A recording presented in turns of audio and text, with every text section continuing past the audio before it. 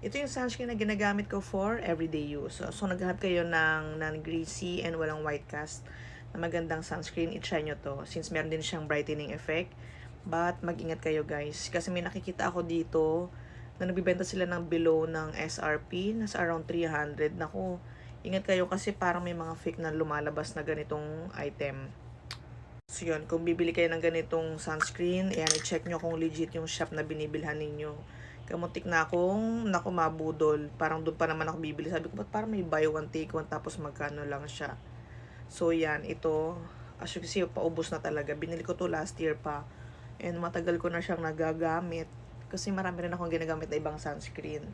Ayoko kasi ng mga malalagkit, ng mga may white cast. Gusto ko yung madali lang, lalo na't mabilisan lang tayong kumilos.